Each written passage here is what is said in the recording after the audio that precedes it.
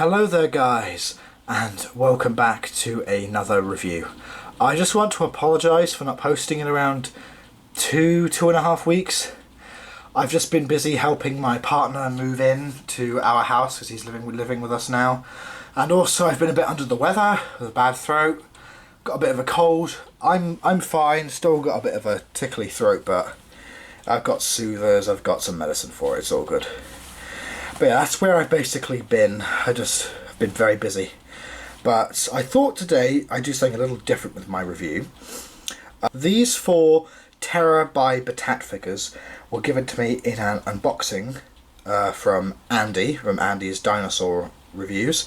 I'll leave a link in the description box below where you can check out my unboxing as well as his channel. So go and check out his channel. He's a really awesome friend of mine.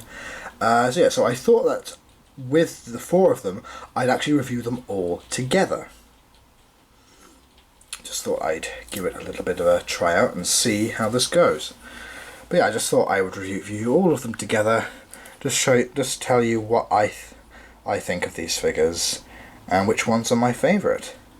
So, first off, we are going to start, if I just move these out of the way, with the Stegosaurus.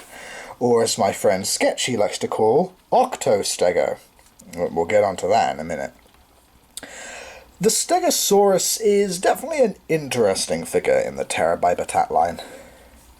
The original coloration, when it was first on the Battat line, was orange and brown with red plates, which actually looked quite nice, it was vibrant. And then with the re-release, with this one, with the Terra by Battat line, is this sort of dark green with the yellow and sort of maroon crimson plates, which actually looks quite nice. Though I will say the plates are definitely much smaller. See, underneath it says Stegosaurus armatus, 25 feet long. As of course there are quite a few different species of Stegosaurus which existed in the Morrison Formation, and also Portugal as well. There's definitely some nice detail on the figure. You can see all of the nice bumps and scoots and everything along the body, especially here. Some very nice detail here. The head is very small, as it should be. We've got the eye there, we've got the beak inside of the mouth. Or I will say this is probably one of the weakest figures, I'd say, from the Terra by Battat line. Got the ears sculpted in there, just because it's not. I would say it's not like the best Stegosaurus. I'd say it's still a very interesting looking figure, especially with 8 spikes on the tail. I mean, that's a bit overkill, I think. I've no idea why there are 8 spikes on the tail. I don't even think anyone really knows why. It's definitely weird.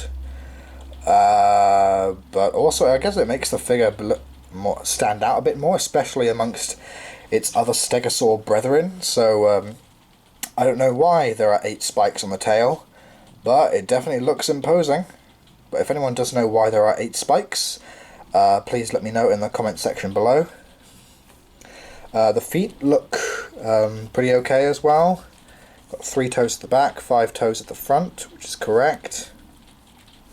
But yeah, aside from some nice sculpted detail and the coloration, I'd say it's definitely one of the weaker members, especially as it is a repaint. But still, I still like it. It makes a nice addition to my Stegosaur herd.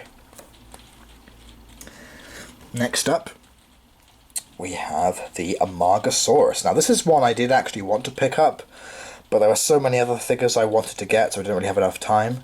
So I'm glad Andy actually had a duplicate that he could send me. I think this is a really nice figure. I love the orange on the sail, on the neck. It's really nice. Coloration is also very intriguing. Sort of like a dark brown with light brown, and then a beigey cream sort of colour. Kind of reminds me of a chocolate cake. I don't know why. I guess maybe you could have like vanilla, then they've got the chocolate cream, and then the actual cake. I don't know. I'm speaking gibber. I'm speaking randomly now. Oh god, I must still be ill. Oh well. I'm sure I'll get over it. But the tail's also got some nice stripes to it as well. That looks really, really nice. Yeah, really nice and whip-like. The feet are also very nicely done. We've got the thumb claw, front feet, and we've got the claws at the back. Though of course nowadays we do know that 2 of the claws would have been covered over by skin, so they wouldn't have actually been shown. And also the sail on the Amargasaurus' back wouldn't actually be here, it would actually just be the spikes protruding through, there would be no skin between it. But of course, as this is a repaint, I can't really hold that against the figure itself. But it is very nice. Head sculpt is also done nicely as well. It's definitely one of my more favourite of the repaints, just because I think it looks really nice. Coloration is very impressive. And also, I don't really have that many Amargasaurus in my collection, so I'm glad to finally own this one. Next up, we have a very striking Ceratosaurus. This is Ceratosaurus nasocornus. So underneath. This is a very striking and vibrant Ceratosaurus. The red and black coloration coupled with the grey underbelly I think work really, really well. Really nice, especially with the nice stripes along the tail and also all over the body. This nice sort of dappled colour. Really cool. Head sculpt as well is very nice. You can see the painted the teeth as well. The horns are orange with some red and black stripes as well. Eye is yellow, very yellow eye. The hands, I would say, definitely weird. We've got one that is correctly positioned, and this one here that is pronated. I don't know why that's been done like that, but it has. It is also a tripod figure, so it does lean back on its tail, which, you know, I can't really fault the figure for. At least it does help it stand up, unlike the Carnotaurus, but we'll get to that in a minute. It's a nice row of spikes going down the back. It does actually have a cloaca opening right there. But yeah, this is one of my favourite of the repaints, just because I love the coloration. And Ceratosaurus is actually one of my favourite dinosaurs.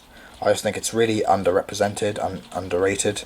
So I'm glad to finally add this bad boy to my collection. And then we get on, last one, the Carnotaurus. Carnotaurus is a very interesting one. Especially as it has my one has a very hard time standing up. It doesn't even, I have to position actually against some figures to help it stand. Because not even with the tail down will it stand up, it just falls over. But it's nothing I can't fix personally. I really like the red throat pouch, that's really nice there. The detail as well along the body with all the scoots and the osteoderms looks very nice.